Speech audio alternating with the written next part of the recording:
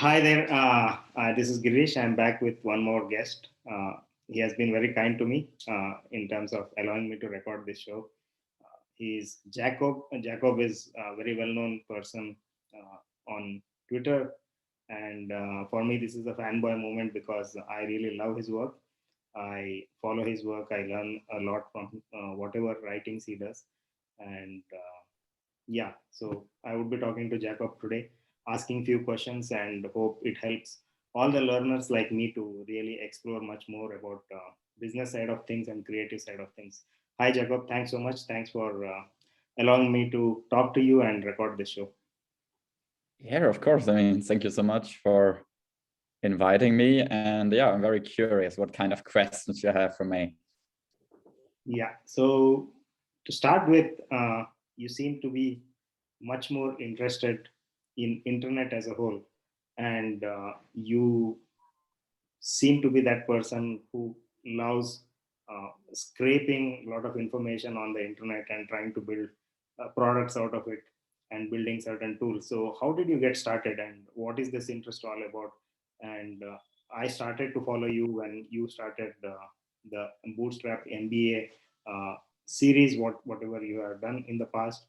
You pretty much seem to be very disciplined and try to be innovative every time. So how did it all get started and what triggered this passion of yours to really go on internet and do different tools and utilities? Yeah, I mean, it's all started with me doing what I call the Bootstrap MBA experiment. And it was basically just a learning challenge I designed for myself. I gave myself 12 months and created a little curriculum, right? With all the stuff I wanted to learn, with books I wanted to read, and other stuff like I want to do launch a product each month and write a certain amount of content in order to force myself to put myself out there. And yeah, this is what I did. This is how I started. And the goal was to bootstrap my own education. This is where the name came from. And of course, the goal was to learn everything I could about entrepreneurship. So, and yeah, I really started almost at zero, right? Knowing almost nothing about business, about software development, about crafting content that works on the internet, whatever, and just slowly worked my way through my curriculum, more or less disciplined, and launched a ton of projects. Some worked, others didn't that well, but overall, I'm quite happy with how things went. And yeah, I mean, the kind of projects I did where it was always kind of organic, in the sense that I was really either scratching my own itch or came across something cool where I thought, okay, I can do that. And it was either hearing some cool idea in a podcast or reading about it in a newsletter and then just putting different puzzle pieces together. And yeah, I guess this is how all of my ideas came together, right? Ideas don't emerge in an empty space, but you need like these inputs. And I was very lucky to find good inputs early on. I'm really happy about the books I read, the podcasts I listened to, the people I met on Twitter, like us, right? It's the magic of the internet. And I mean, 10 years ago, this wouldn't have been possible at all. And now it is. So this is magical. Yeah, that's quite an explanation. And every time I read your articles, every time I read, it seems like you already have known this space from a while. But hearing you say like you just started 2 years back, it's a bit interesting and surprising at the same point of time. So uh, how do you really think through whenever you take up a project or you want to build something? What is the thought process you have? And if you can share that on a high level, it would be very interesting to know about. Yeah, I mean, my approach is still evolving. I'm still learning. I still have no idea what I'm doing. This is like the preface.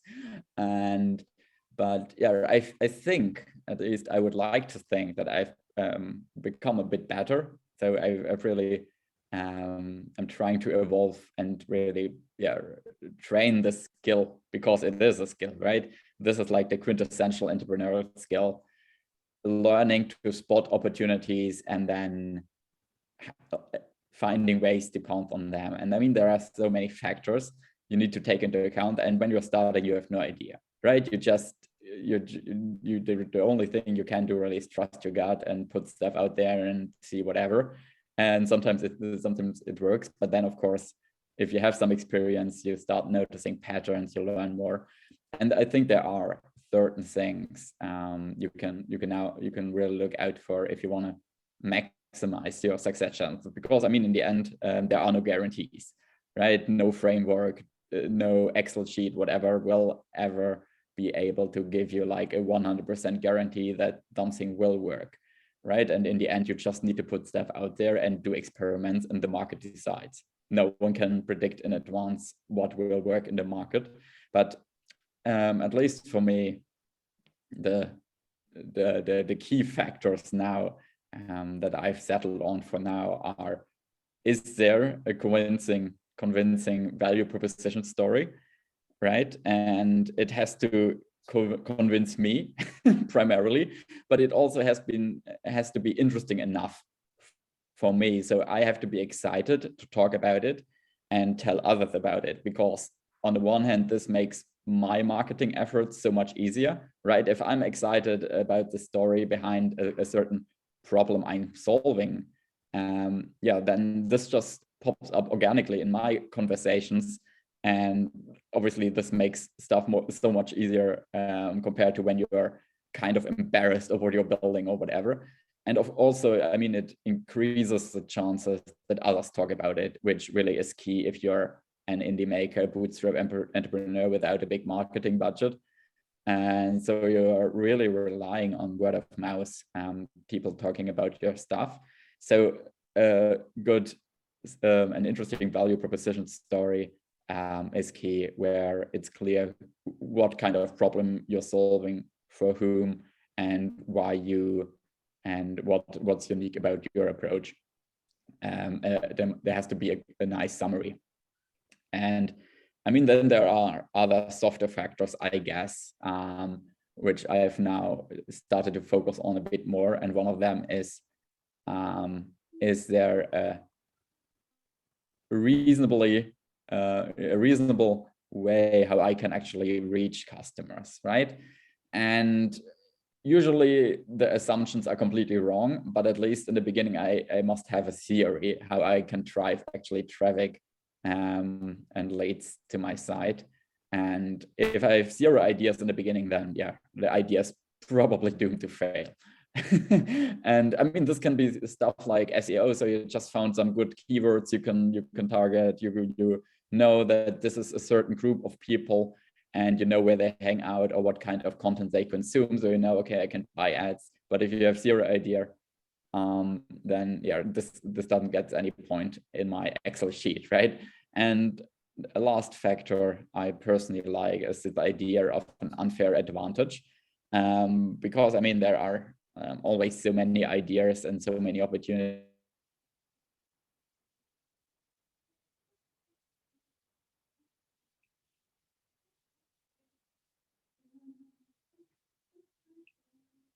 Jakob, you there?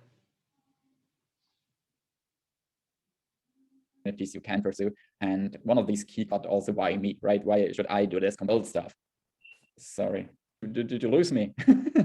Yeah, I think. Can you hear me? Yeah, it's fine. Are you able to hear me?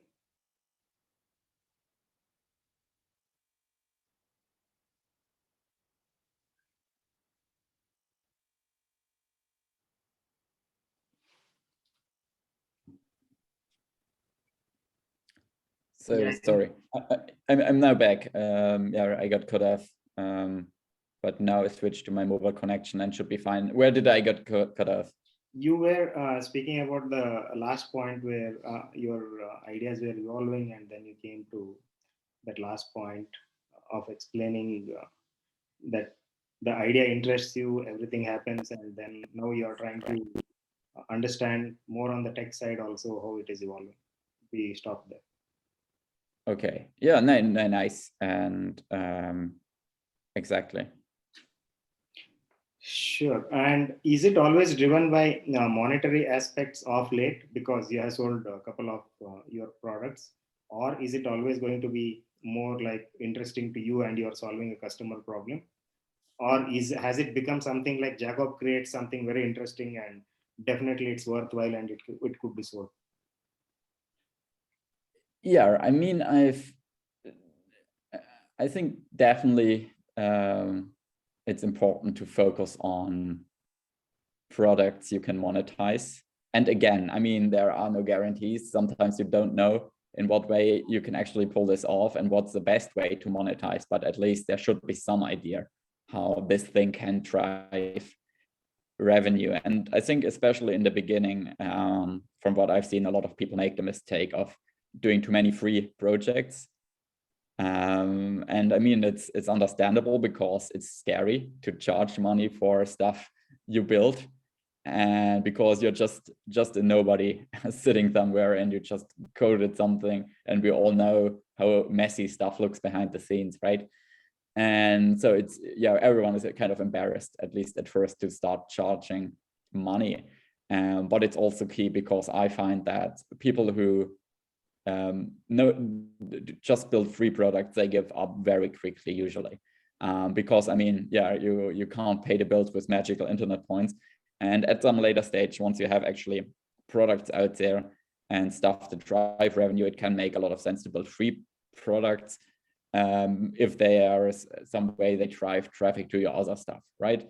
And then this can be, of course, entirely reasonable, but at first the focus really should be on projects that can be monetized. And also, still for me, it's one of my main focuses. Yeah, building products that can be monetized, because it's a good metric, right? For if you're solving a good problem, is this actually an important issue you're trying to solve, or is this just a nice to have? And yeah, it's just a good way to test stuff. Got it. And that's a good thing also because that gives more drive, more longevity, and also you could try out different things. So the next question is, uh, you are a solo creator and there are products. Are you going to be like the person who has built card, like he maintains everything, he was a single member and then he built a team, or you're going to be this person who will be using different distribution channels, you'll be a solo creator and still try to do different tools at different point of time? Yeah, to be honest, I'm not sure, and I don't have a plan for this. I will just do um, whatever road emerges in front of me. So currently, I'm quite happy where I am, but maybe eventually I will go all in and sell everything, all my products except for one, or close them, shut them down, whatever, and really go all in one direction, maybe even raise money for it, build a big team. Probably not, but it could happen, right? I never would never say never. And currently I really like the indie approach of doing all these experiments and having multiple projects generating the revenue and having really the freedom and low stress, because obviously if you're trying to build a big startup and you raise money and stuff, a whole new world of problems opens up, which simply do not exist if you are a solopreneur and it's just you and your code and maybe a freelancer or whatever. Yes, you seem to have cracked that code of distribution from the outside. I don't know because as a creator, as a person who has been catering to different customers through different platforms, what's your distribution strategy? Or some learners could learn from you, like how they should focus or how they should get started, because you are very good at writing. You tell stories really well. So for you, blogs and also Gumroad has also been helpful for you. So what are some of the good distribution strategies which you want to suggest to other listeners or to me actually, and how we could improve? Yeah, I mean, this is another thing I'm still figuring out myself, and I guess that's true for everyone because things are evolving so fast, and stuff that worked a year ago is no longer working today. And for example, the newsletter ads ecosystem is a perfect example. And just 1 year ago, this was really uncharted territory, and there was lots of undervalued gold to be found.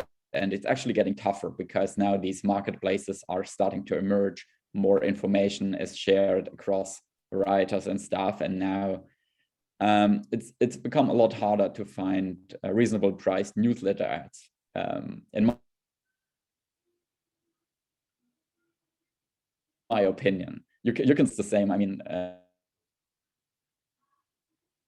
and there are many stories of people 15 years ago. People had a lot of success with Facebook ads 5 years ago, right? And stuff is always evolving. And I mean, I'm again trying to have a healthy mix of different channels, not relying too much, and like with my projects, always doing experiments. So I've done a lot of experiments with newsletter ads. I'm doing newsletter cross promotions. I'm obviously on Twitter. I'm obviously doing content marketing because I like writing, and slowly investing more into search engine optimization, because obviously this is like a long-term sustainable channel if you can crack it. And yeah, I mean, I've also tried things that didn't really work. I think I've tried more that didn't work than channels that did work. For example, podcasting never really worked for me, and also some paid channels like Google Ads. I never found success with that, but of course it always depends on the project, and there is no one size fits all strategy. And I mean, it's interesting if you study different makers, different entrepreneurs who are successful, they are rarely the same, right? Even if their products are kind of similar. But if you dive in a bit and actually do research what they are doing behind the scenes, you rarely find the same story twice, which I think is fascinating. And there are so many different channels you can always explore. And the key is, I think, to just explore them, right? Like with projects, make a list, come up with some criteria, and then just test them until something works, or you shut down the project, right? Got it. So for you, customers have been kind, or customers have been critical, or I mean, like, have they actually been a good critic of your activities? Have you learned anything from your customers, or you keep learning on a day-to-day basis? Or is it something like they just accept whatever you have done and they pay for? Yeah, I mean, there are different ways I'm doing this, and obviously this is the most valuable feedback you can get, right? It's so much more valuable than opinions from comments on Hacker News or something, or on Twitter or on Product Hunt, where people are just cheering and saying awesome, but it doesn't mean anything, right? But if actually someone paid money and you get a chance to talk to them, this is always an amazing opportunity. And yeah, I'm sending emails. I regularly pick really just customers from my list and send them a message if they want to share anything, if there's any way I can help. And obviously also if someone cancels their subscription, I always send a short message, hey, very curious, why? Is there anything I could do, right? And yeah, I'm learning a lot about the use cases, because sometimes, again, because just 1 year ago or something, I actually had zero idea what I was doing, and I had really just put out projects. And I think, for example, Newsletter Spy is a perfect example. It's just a database of newsletters. So, and I just put it out there, and it kind of resonated with people, but I had, to be honest, no idea why, right? Why was anyone paying for this? What's actually the use case? And this is something I just learned over time by talking to customers what are they actually doing, what are they interested in, and now I'm able to lean into that and improve actually my copy on the landing page, and yeah, do all these good things, which I obviously should have done before launching the product, but I guess it's also working this way around if you get lucky. Yeah. You are a one-member team, so how much of your work is also like no code and workflow automation using different platforms and tools like Zapier or different tools which are present out there? Do you really depend on them, or are you still the person who builds everything using technology? Yeah, I definitely rely on no code stuff, especially Airtable. I love Airtable. And I love Cart is awesome to build a landing page quickly, which I guess also counts as no code. Yeah, and these are my main staples, I would say, but I also rely on Zapier for little automations like sending subscribers from Gumroad to my database, though they are actually able to log in. And obviously I could build it myself, but it's so much faster and so much easier to just do Zapier, and I can code, right? So I don't rely entirely on no code stuff. I can build like front end and obviously write all my backend code. Like all the functionality is actually in Python, and I'm running my own web apps if you want. But yeah, if there is a chance to use no code, I always do. Usually, especially for repeatable stuff like just presenting data in a nice way or having a form or stuff. I think there's zero reason to implement it yourself, and I'm very happy to pay for amazing solutions. Yeah, that's interesting to know. So how do you really spend your time in terms of recharging yourself and doing things outside work? Or is there something called as outside work for you, or how are you actually built? I mean, like, do you really keep things aside, or are you a person who is much more into work and yeah, you spend your day entirely in work?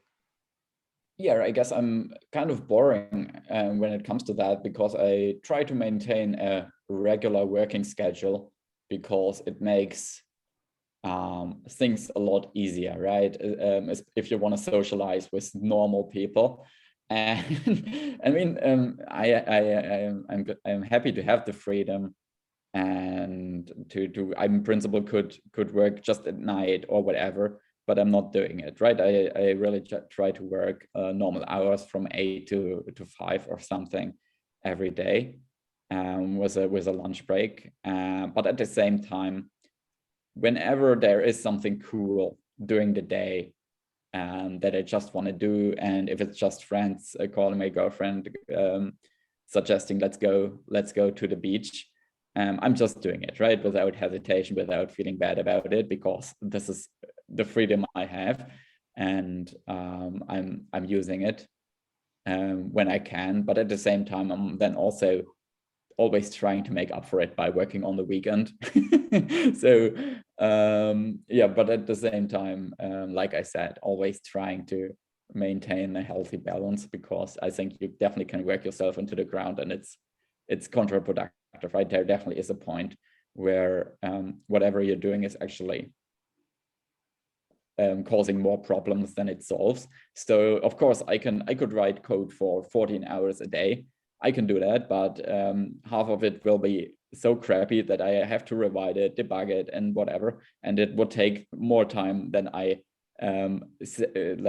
got more by investing more time. So it's actually a net minus, and you're not getting more. There is definitely a point of diminishing or even negative returns.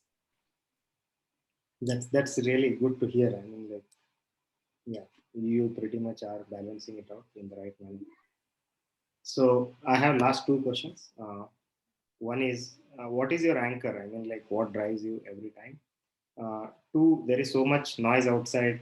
How do you convert that into signal? And how do you think through that?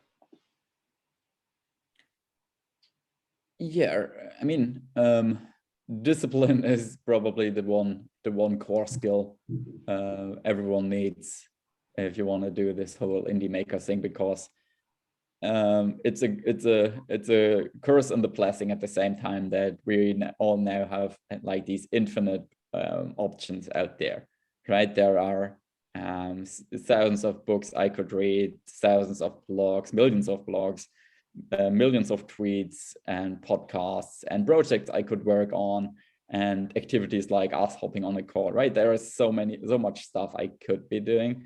So I think it's very, very important to learn how to manage yourself, because yeah, we all know and notice at some point that we still have this monkey brain, and it needs to be tamed in some way. You can't just let yourself drift around, because then you will just sit eventually on the couch watching Netflix or something while browsing Twitter or stuff. So no, I try to manage myself by having by having a real structure in my day, but also my weeks. And I do really all the boring stuff, like a weekly review of what I do. I have a to-do list, at least a weekly one, with where I write down the stuff I'm hoping to achieve this week, and then not fixed on when actually I'm doing it during the week, but at least I know what I want to achieve, and then usually it happens, right? And just doing stuff completely random, yeah, I think that's a recipe for disaster. And also, like every morning, I'm looking at my weekly list, and then deciding, okay, what's the one important thing I can do this morning, right? And I try to keep it very, very simple. I'm not very big into these complex productivity systems or whatever, because again, there is a point of diminishing returns, I think, where people spend more time actually optimizing their systems, and they get so constrained by their systems that they don't really have any time left for important stuff. Because, for example, there's only so much you can do during a Pomodoro, right? Like 25 minutes or whatever. And this is too constraining for me and not how I work. This only would be possible for like running errands or stuff, but not for the kind of creative work I'm trying to do on a daily basis. Like if I'm writing an essay, if I'm writing code and it takes 2 hours, then that's fine, right? And I don't want this distraction of like an alarm every 25 minutes or stuff. And I think it's more important to have your priorities right, and really taking some time every week to figure out, okay, what is actually gonna move the needle, push things forward, and then just try to do one important thing every morning. And that's, I think, the cornerstones, at least for me. Got it. Yeah. So thanks for allowing me to get a sneak peek into the kind of work you do and the working style you have. And I still feel like there is a lot of questions from my side, but I'll stop here. And I'll be still learning from you on a day-to-day basis on Twitter. And I hope we can see much more interesting products rolling out from your side. And I'll be linking your handle, Twitter handle, definitely for the listeners. But everyone knows you. I mean, like you pretty much are there as an indie hacker who is known to everyone on Twitter, at least in the circle where I go and refer different topics. So all the best and keep doing the best work, and hope to talk to you soon again. And when you start a single company or you are focused on a single product, I would want to talk to you again, and how you travel that journey from indie hacker to starting a company. Yeah, please do. Thank you so much. This was really fun. Yeah, thanks so much. Thanks so much, Jakob.